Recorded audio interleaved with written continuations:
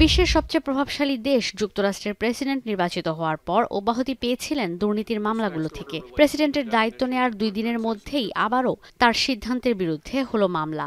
জন্মসূত্রে মার্কিন নাগরিকত্ব পাওয়া বন্ধে যে নির্বাহী আদেশে প্রথম দিনই তিনি স্বাক্ষর করেছিলেন, এই নির্বাহী আদেশ স্থগিতে মামলা করেছেন ডেমোক্র্যাট অধ্যুষিত 22টি অঙ্গরাজ্যের অ্যাটর্নি জেনারেলরা। জন্মসূত্রে নাগরিকত্ব পাওয়া বাইডেনের নির্বাহী আদেশকে উল্টে দেয়ায় তার সিদ্ধান্তের বিরুদ্ধে চ্যালেঞ্জ ছুড়ে দিয়েছেন অ্যাটর্নি জেনারেলরা। তাদের দাবি, এই নির্বাহী আদেশের বাস্তবায়ন হলে যুক্তরাষ্ট্রে প্রতিবছর জন্ম নেয়া 1.5 লাখ শিশু নাগরিকত্ব পাবে না। যদিও হোয়াইট হাউস বলছে এই বিষয়ে আদালতে যেতেও প্রস্তুত তারা। এছাড়া দায়িত্ব গ্রহণের দ্বিতীয় দিনে স্কুল, গির্জা আর হাসপাতালগুলোতে অবৈধ অভিবাসীদের খুঁজতে অভিযান চালানোর নিষেধাজ্ঞা তুলে দিয়েছে ট্রাম্প প্রশাসন।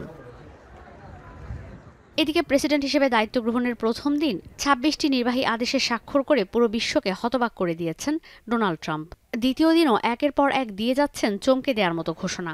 ইউক্রেনে রাশিয়ার আগ্রাসন ইস্যুতে বলেছেন, পুতিন যদি আলোচনায় রাজি না হয় মস্কোর বিরুদ্ধে নিষেধাজ্ঞা দিয়ে দেবেন তিনি।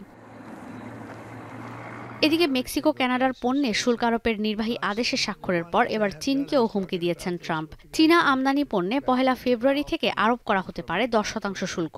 জানিয়েছেন, শুল্ক আরোপ করা হবে ইউরোপীয় ইউনিয়নের আমদানি পণ্যেও। এ সময় ইউরোপীয় ইউনিয়নকে নিয়ে কটূক্তিও করেন তিনি। দ্বিতীয় দিনের বক্তব্যে ইলন মাস্ককে টিকটক কেনারও প্রস্তাব দিয়ে বসেন ট্রাম্প। আর্টিফিশিয়াল ইন্টেলিজেন্স ইস্যুতে ট্রাম্প বলেন, আগামী 4 বছরে যুক্তরাষ্ট্রে এআই প্রযুক্তি প্রতিষ্ঠান তৈরিতে $50,000 কোটি বিনিয়োগ করবে ওপেন এআই, সফটব্যাংক আর ওরাকল, যাতে কর্মসংস্থানের সুযোগ হবে 1 লাখ মানুষের। ঈশিতা ব্রহ্ম, এখন বিশ্ব। শিয়া বাটার ও ভিটামিন ই সমৃদ্ধ lily glam beauty soap. Lily, always beautiful.